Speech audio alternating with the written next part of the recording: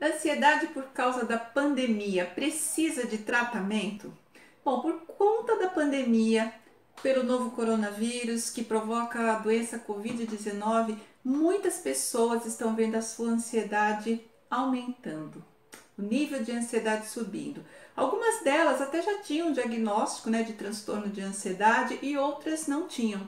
Algumas, aliás, nem se consideravam pessoas ansiosas. Porém, toda essa situação que a gente está vivendo é uma situação ansiogênica, ou seja, sim, pode provocar o aumento da nossa ansiedade.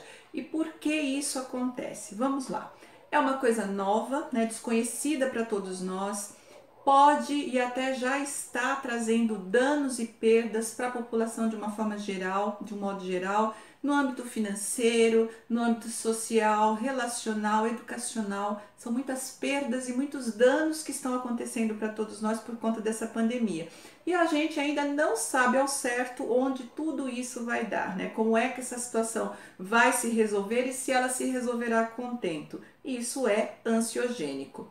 Bom, todo esse conjunto de elementos compõe uma situação de forte impacto emocional, mais ou menos intenso para cada um de nós, a depender de como é a nossa personalidade, como é a nossa estrutura interna. As situações elas são interpretadas de forma individual, então duas pessoas podem passar por situações idênticas e terem reações diferentes diante daquela situação.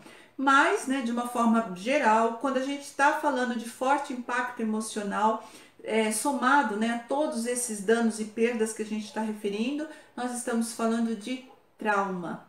E trauma é exatamente isso, uma situação de forte impacto emocional para a qual a gente não se sente preparado e que, por fim, quase que inevitavelmente deixa lá suas sequelas emocionais em nós. Então, é quase certo que todos nós, se não a maioria de nós, estamos ficando traumatizados em algum grau, em algum nível com essa situação. Alguns estão sofrendo o impacto, desses traumas, esse forte impacto emocional diretamente, ou porque já contraíram o vírus, o coronavírus. Alguns desenvolveram a doença, ficaram com medo de morrer, outros viram pessoas próximas da família contraindo o vírus e tiveram medo que algo de pior acontecesse com elas, e outros ainda já sofreram impacto diretamente mesmo, perderam pessoas, perderam emprego, perderam status. Então essas pessoas elas já estão já no nível de trauma, com certeza, isso já é um fato.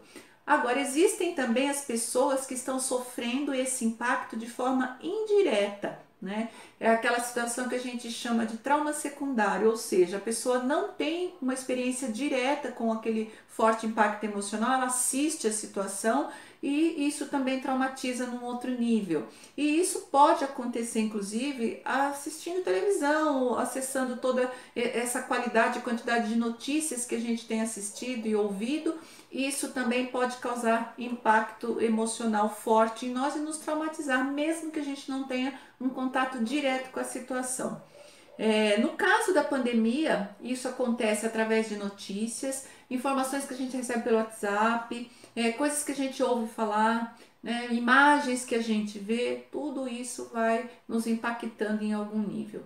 Agora, o que acontece com a gente? O que a gente chama de sequelas emocionais, que podem acontecer com a gente por conta de um trauma? Não importa se é o trauma direto ou se é o trauma secundário.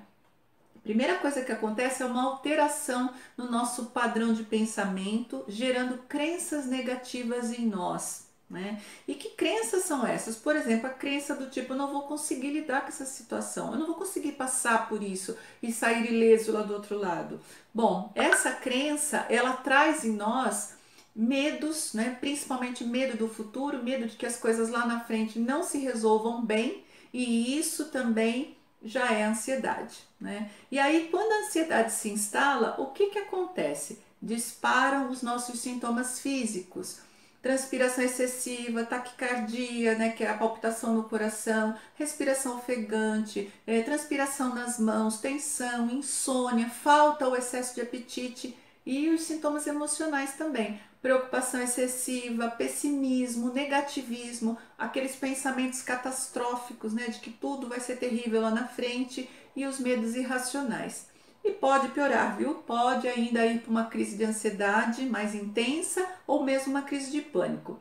Bem, aí não importa muito qual é o seu caso, se você já tinha um diagnóstico, se você não tinha, mas já era ansiosa, ou se você nem se considerava uma pessoa ansiosa. Quando os sintomas se instalam, você precisa de ajuda, e geralmente de ajuda profissional. E a gente vai ter que tratar, né? Eu quero dizer, vai ter que tratar a ansiedade. Como é que a gente faz para tratar a ansiedade? Tem duas formas, basicamente. A primeira delas é com medicamentos, podem ser os medicamentos alopáticos, homeopáticos ou fitoterápicos, ou você pode tratar, ou melhor, né? E você deve tratar as causas emocionais da ansiedade, as causas que estão na base da ansiedade. E essas causas você trata com terapia, fazendo um processo terapêutico. A ansiedade tem graus, então ela pode ser leve, moderada ou grave, e principalmente quem está no moderado, moderado para grave ou grave, vai precisar fazer o que eu e a Sandra chamamos de combo, usar os medicamentos somados ao processo terapêutico. É isso que vai te ajudar a se tratar e sair dos sintomas de ansiedade, porque uma vez surgindo os sintomas, eles não somem sozinhos, eles não desaparecem sozinhos. Você realmente precisa procurar ajuda. E quem pode te ajudar? Os médicos, psiquiatras, os terapeutas e os psicólogos, né? São as pessoas que vão te ajudar. E quanto antes você buscar esse tipo de ajuda, mais rapidamente você vai sair desse quadro, ok? E se você gostou desse vídeo, deixa aí a sua curtida, os seus comentários e compartilha para que mais pessoas tenham acesso a esse tipo de informação. É isso, foca no que funciona.